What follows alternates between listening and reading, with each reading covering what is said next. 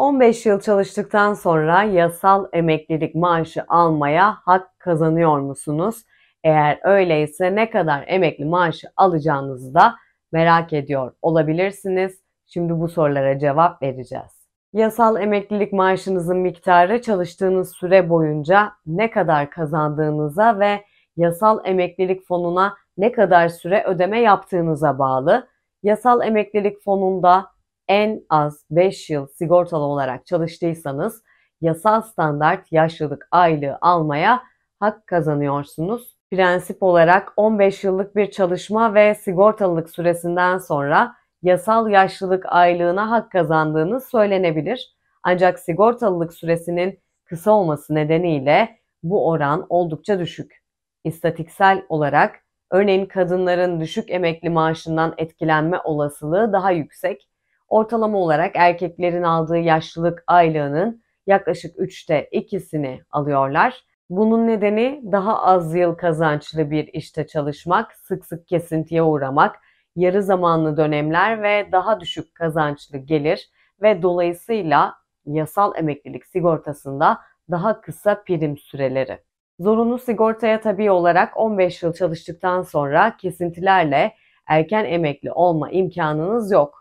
Bu sadece en az 35 yıl prim ödemiş olan uzun süreli sigortalılar için mümkün. Eğer 1964 veya daha sonraki bir tarihte doğduysanız ancak 67 yaşında emeklilik başvurusunda bulunabilirsiniz. Emeklilik yaşı kademeli olarak yükseltildiğinden 1964'ten önce doğduysanız daha da erken emekli olabilirsiniz. Peki 15 yıllık çalışmadan sonra emeklilik maaşı nasıl hesaplanır?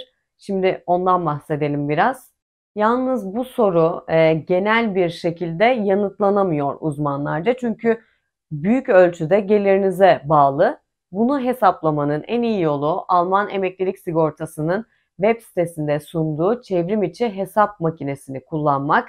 Bununla birlikte 15 yıllık çalışmadan sonra kabaca ne kadar emekli maaşı alabileceğinizi hesaplamak için basitleştirilmiş bir formülde kullanabilirsiniz.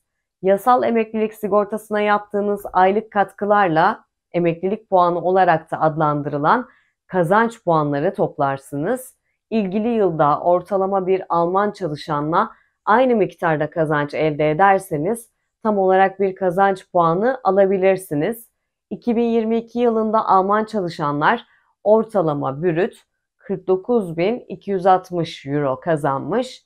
Bu kazanç puanlarının her biri karşılığında her yıl 1 Temmuz'da Federal Konsey'in onayıyla federal hükümet tarafından belirlenen bir emeklilik değeri yani A puanı alırsınız. Bu değer de ülke çapında 37,60 euro. Erişim faktörü ne zaman emekli olacağınıza bağlı. Başka bir deyişle standart emeklilik yaşından önce ya da muhtemelen sonra emekli olup olmadığınıza da bağlı. Emeklilik türü faktörü emeklilik türüne göre belirleniyor. Bu farklı emeklilik türlerini ifade ediyor. Normal yaşlılık aylığının yanı sıra örneğin yetim aylığı veya dul aylığı da var. Türüne bağlı olarak 0,1 ile 1 arasında farklı bir değer esas alınıyor ve bu da emekli maaşınızı azaltabiliyor. Sonuca ulaşmak için kendi ortalama kazancınızı ortalama kazancın yerine koyun. Sonuç alabildiğiniz emekli maaşı için kaba bir hesap yapmış olursunuz.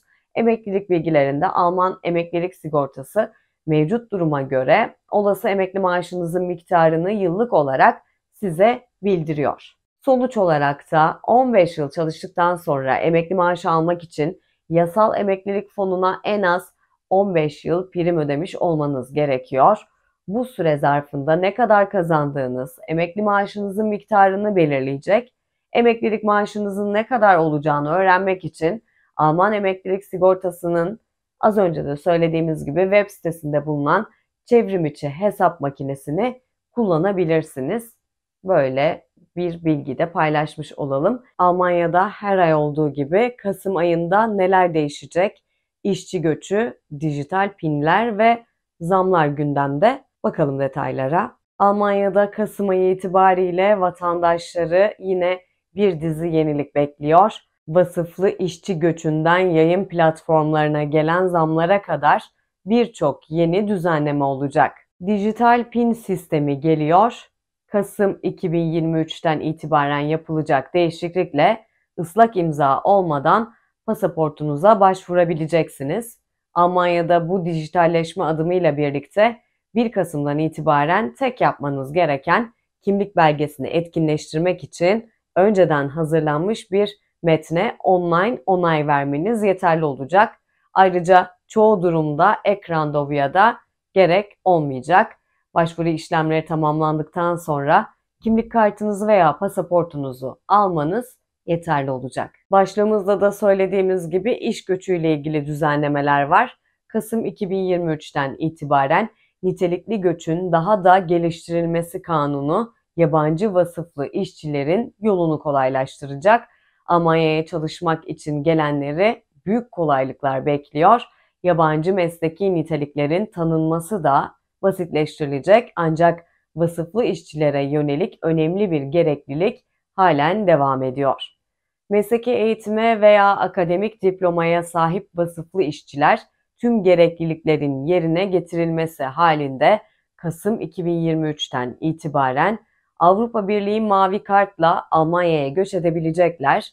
Nitelikli bir mesleki veya üniversite diplomasına sahip olan herkes düzenlemeye tabi olmasa bile herhangi bir nitelikli alanda çalışabilir. Eğitim ve istihdamın artık mutlaka bağlantılı olması gerekmiyor. Maaş sınırları ve meslek listesi de değiştirildi. Eski cep telefonları ile ilgili düzenlemeler de var. Modern akıllı telefonlar yılbaşından bu yana hücre yayını uyarı sistemi üzerinden uyarı alabiliyor. Kasım 2023'ten itibaren artık sistem aracılığıyla eski cep telefonu modellerine uyarılar 919 radyo kanalı aracılığıyla gönderilebilecek. Ancak eski cep telefonu sahiplerinin bu ayarı kendilerinin yapması gerekiyor. Mesaj ayarlarında 3 haneli mesaj kimlikleri etkinleştirilmeli. Kanal numarası 919 mevcutsa direkt seçim yapılabilir. Mevcut değilse de 919 numarası manuel olarak girilebilecek. Disney'den zam var. Disney Plus abonelik fiyatlarını artırıyor. 1 Kasım'dan itibaren 3 seçenek arasından seçim yapabilirsiniz. Premium aylık 11,99 euro, standart üyelik 8,99 euro ve reklamlı standart üyelikte 5,99 euro olacak. 31 Ekim 2023'e kadar premium aboneliğin ücreti aylık 8,99 euro veya yıllık 89,90 euro olacak. Bu bilgiyi de sizinle paylaşmış olalım. Merak ettiklerinizi, yorumlarınızı videonun altına yazabilirsiniz.